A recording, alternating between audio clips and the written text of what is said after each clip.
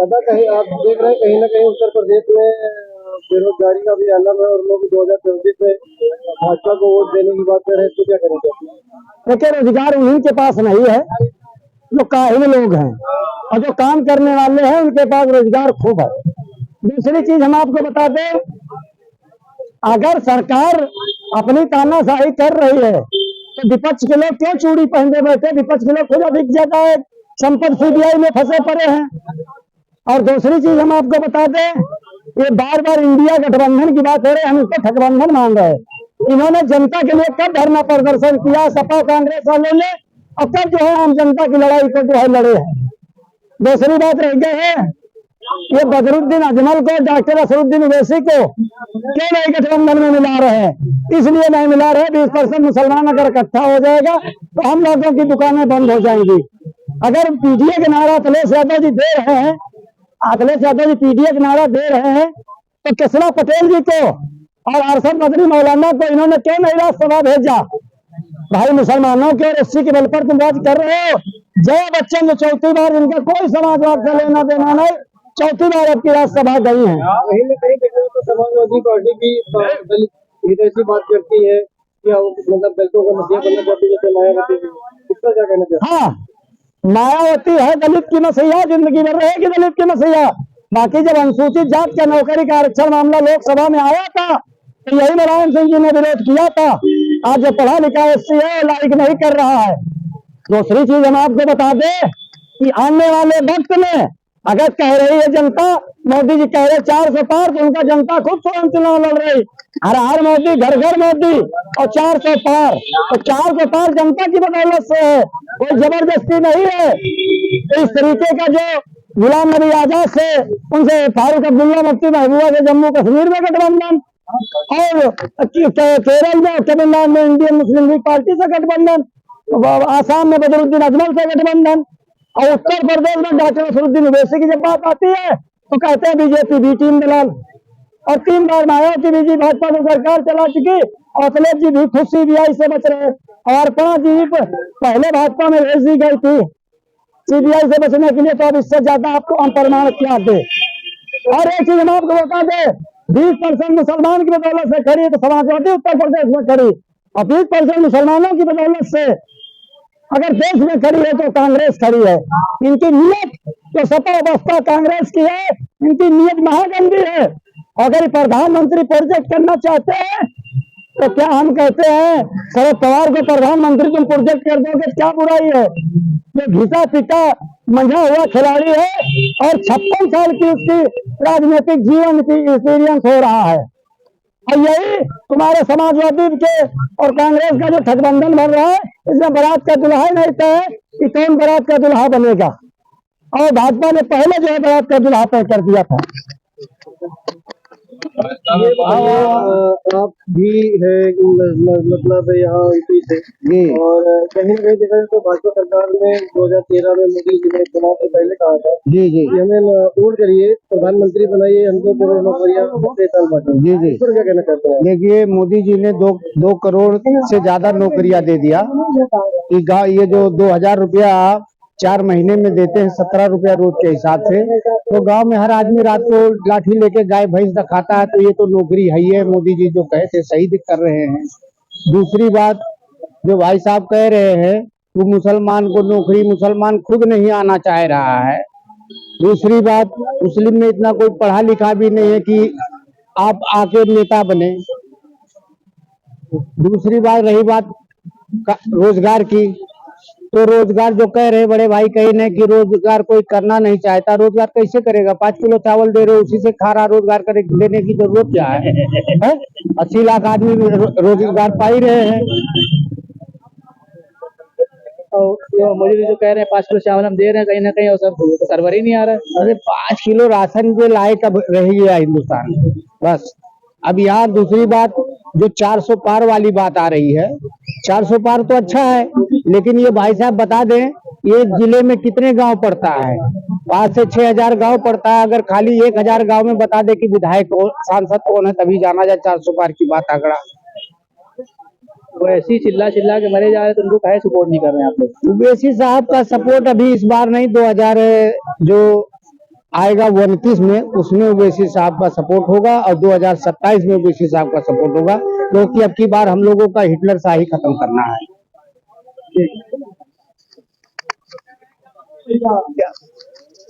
तो फिर ये अभी जो 2024 का चुनाव आ गया है, कहीं ना कहीं भाजपा भी अपने 400 पार की बात करती है, इस पर क्या कहना चाहते हैं? क्या पार हो जाएंगे कि इस बार रहेंगे? देखिए, उन्होंने 400 पार अगर बोला है तो कुछ सोच के ही बोला है। जिस तरीके से जमीन पर उनकी पार्टी काम कर रही है, कार्यकर्ता काम कर रहे हैं, संगठन काम कर रहा है और बड़े बड़े नेता जो है वो जमीन पर उतर करके जो है वो परिश्रम कर रहे हैं। निश्चित रूप से जनता का विश्वास जीतने में वो कामयाब हैं, इसलिए उनको आशीर्वाद मिलेगा और उनकी जो संकल्पना है कि 400 पार का नारा वो साकार होता नजर आ रहा है। विपक्षी कह रहे हैं ऐसा कुछ भी नहीं है, आपकी बर्बाद हो जाएंगे, खत्म हो जाएंगे, तो फिर विपक्षी केवल बोल रहे हैं, प्रयास नहीं कर रहे हैं। प्रयास करें तो हो सकता है कि कुछ हद तक उनको जो है टक्कर दे सकते हैं, अगर प्रयास नहीं करेंगे तो कुछ भी टक्कर नहीं दे पाएंगे जो है। वो तो इंडिया गठबंधन करके आ रहे हैं सबके सब लड़ने के लिए और मोदी जी को कहीं ना कहीं हराने के लिए, तो इस पर क्या कहना चाहते हैं? गठबंधन जब से बना है तब से उसके आप अगर उसका विश्लेषण करें तो वहाँ न नीयत और न नेतृत्व अभी तक तय नहीं हो पाया जो है, और भ्रम और भय की स्थिति बनी हुई है, एक दूसरे पर संदेह की स्थिति बनी हुई है और इस रूप में जो है वो संगठित केवल साथ में दिखते हैं, संगठित जो है कहीं न कहीं जो है वो अंदर से है नहीं, जिसका परिणाम है जो है कि जनता को भरोसा दे ही नहीं पा रहे हैं कि वो कुछ कर सकते हैं। जो गरीबों का उद्धार कर रहे हैं मोदी जी राशन दे करके, पर कहीं ना कहीं सर्वर नहीं आ रहा, इसका दूसरी कैसे पहुंचते हैं? देखिए, गांधी जी भी कहते हैं कि अगर किसी का पहले भला करना है तो सबसे पहले उसका पेट भरिए। जब आप उसका पेट भर पा रहा है, सर्वर ही नहीं आ रहा है ना, कोई यूपी परेशान है, पेट में जब रोटी जाएगी जो है तो आदमी अपने विकास के लिए खुद सोचना शुरू करेगा। पेट भर कहाँ है, सर्वर ही नहीं आ रहा है ना, यूपी में सर्वर नहीं, हर आदमी परेशान, कहाँ आ रहा है? अरे यूपी में सर्वर ही नहीं आ रहा है, और नहीं, वो कोई हमेशा की समस्या नहीं है, वो तो कभी काल होता रहता है, वो समस्या दूर हो जाएगी। लोगों को राशन से ही नहीं, हम ये नहीं कह रहे हैं कि राशन से ही चलेगी, लेकिन राशन तो पहले जरूरी है ना, पहले रोटी कपड़ा मकान चाहिए ना, उसके बाद तो फिर आदमी देखिए रोजगार का अवसर जो है गवर्नमेंट अपने प्रयास से उत्पन्न कर रही है जो है, और जो रोजगार पहले से सृजित है उन पे भी काम कर रही है। दादा आपका लोलार उपाध्याय। दादा, वो केजरीवाल जो है जेल चले गए हैं, हाँ, क्या सही गए हैं कि कैसे क्या है? ऐसा है, हमारे प्रधानमंत्री को भी जेल जाना चाहिए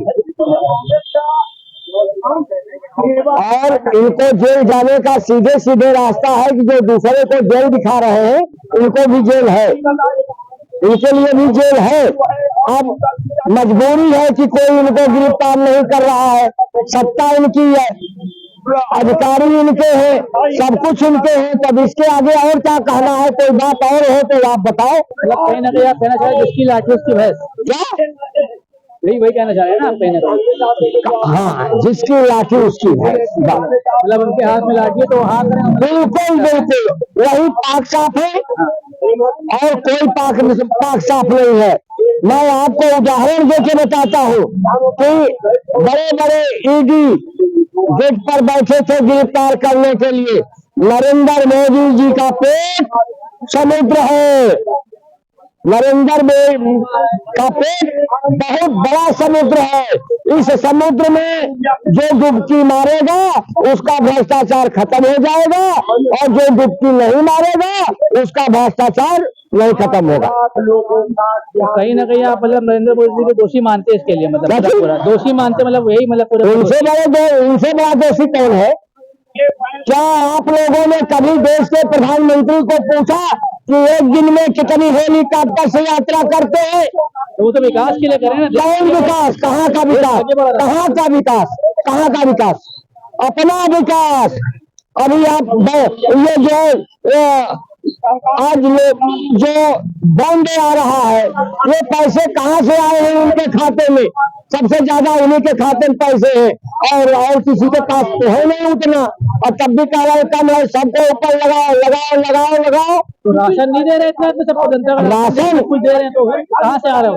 अब आए आप, राशन राशन कहते किसे है? राशन किसका है? हमारा राशन है, वही राशन बांटा जा रहा है। एक खा रहा है, एक खाने दे रहा है, एक नहीं खाने दे रहा है। ये कोई अच्छा काम नहीं है।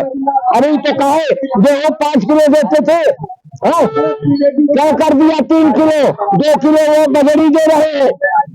नहीं 5 किलो गेहूँ 5 किलो बाजरा, नहीं नहीं, पहले 10 किलो था। अरे सुनिए, अब आप पहले समझने की कोशिश करिए, जो बांटेगा वो कहाँ से आएगा? उसको अधिकारी कमीशन लेता है, इंस्पेक्टर कमीशन लेता है, सुपरवाइजर कमीशन लेता है, और आपके जो कोटा बंटवाते हैं सेक्रेटरी और ये क्या नाम है लेखपाल, वो लेते हैं। तो ये कुल क्या होगा? काट पीट के नहीं देगा तो क्या अपने पेट से देगा? मोदी योगी जी तो कह रहे हैं ईमानदारी की सरकार है, साफ सभी की सरकार है एकदम।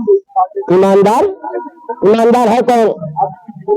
ईमानदार की परिभाषा आई कहाँ से? क्या यही लोग ईमानदार की परिभाषा जानते हैं? जब ईमानदार की ये परिभाषा बताए जानते हो तो बताओ देश को क्या इन्हीं की सरकार है ना?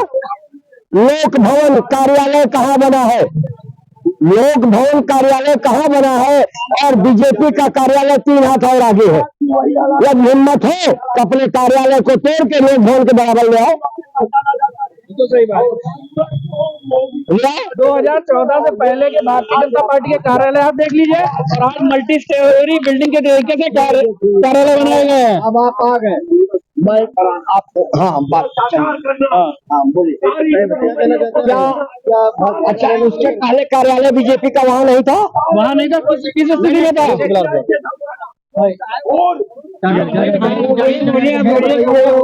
पहले लोगों झगड़ा सुन लीजिए, दोनों लोगों का झगड़ा करवाना हो तो भैया जाओ, साफ बात है, हमसे स्पष्ट सवाल पूछिए। अभी केजरीवाल जी को जेल भेज दिया, इससे पहले हेमंत सोरेन जी के ऊपर आरोप लगा दो, क्या ऐसा क्या? तमाम विपक्षी नेताओं को देश के प्रधानमंत्री जी जेल भेजवा के चुनाव अकेले लड़ना चाहते हैं, लेकिन लोकतंत्र के लिए विपक्षी नेता होना भी जरूरी है, और जो भी भ्रष्टाचारी होने जेल जाना ही चाहिए, उनको जेल भेजना चाहिए। लेकिन हेमंत बिश्व शर्मा, अजीत पवार, शुभेंद्र अधिकारी, इनको कब देश के प्रधानमंत्री जी जेल भेजेंगे? जिनको कहते थे, स्वयं अपने गिनाए थे कि ये लोग भ्रष्टाचारी हैं, और ये एक दिन बोले कि मेरे ताव से कोई भ्रष्टाचारी मेरे अगल बगल नहीं बैठ सकता है, तो कैसे इन्हें गले लगाए हैं? कैसे भ्रष्टाचारी अपराधियों को गले लगा रहे हैं देश के प्रधानमंत्री? तो ये है, लोकतंत्र की हत्या करा रहे हैं देश के प्रधानमंत्री जी। जहां तक नैतिकता की बात है, राम राज्य की बात है, तो प्रधानमंत्री जी एकदम से हिटलरशाही चला रहे हैं, लोकतंत्र की हत्या कर रहे हैं, संविधान की हत्या कर रहे हैं। किसी को जेल भेजना था 6 महीने पहले देते या 6 महीने बाद भेज देते। क्या इसी चुनाव में ही, जब चुनाव आ गया, चुनाव होने देते तब भेजते जेल? और सभी दलों के नेता जितने भी भ्रष्टाचारी हैं सबको जेल भेजना चाहिए।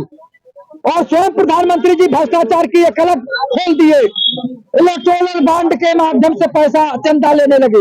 वो गौकसी वाले से भी आया, पाकिस्तान से भी आया, अन्य संस्थाओं से आया। तो आप ये बताइए, उसको नहीं बताते? उन्होंने कहा इलेक्टोरल बॉन्ड के बारे में जनता को जानने का अधिकार नहीं है, तो समझे आप? तो इस तरह की गलती किए हैं। वो जब खाली होगा, जानकारी होगी, जनता में देश के प्रधानमंत्री जी का विश्वास कम हुआ है, उनकी साख गिरी है, क्योंकि जनता को जानने का अधिकार है कि कितना चंदा कहां से आया, कौन दिया, कैसे लाया गया, तो ये जनता को जानने का अधिकार है। उसको क्यों खत्म कर दिए आप चंदा लेके आप कहते हैं कि ऑनलाइन पैसा दीजिए, पाई पाई का हिसाब लेंगे, तो पाई पाई का हिसाब देना भी चाहिए ना देश के प्रधानमंत्री जी को। क्यों नहीं दिए? उनको देना चाहिए। जब नहीं दे रहे हैं तो इसका मतलब आप में भी कहीं न कहीं कमी है। जनता का विश्वास इनसे हटता जा रहा है, साख गिरती जा रही है देश के प्रधानमंत्री जी। इन्होंने कहा था 2 करोड़ लोगों को रोजगार देंगे, देश से भ्रष्टाचार समाप्त करेंगे, देश से महंगाई समाप्त करेंगे, लेकिन उसमें एक कदम नहीं चले। तो देश के प्रधानमंत्री जी में कथनी और करनी में बहुत अंतर है, और वादा करके वादा खिलाफी करना भी एक तरह का भ्रष्टाचार है। देश के प्रधानमंत्री जी अब वही कर रहे हैं, इनकी साख गिरी है जनता में।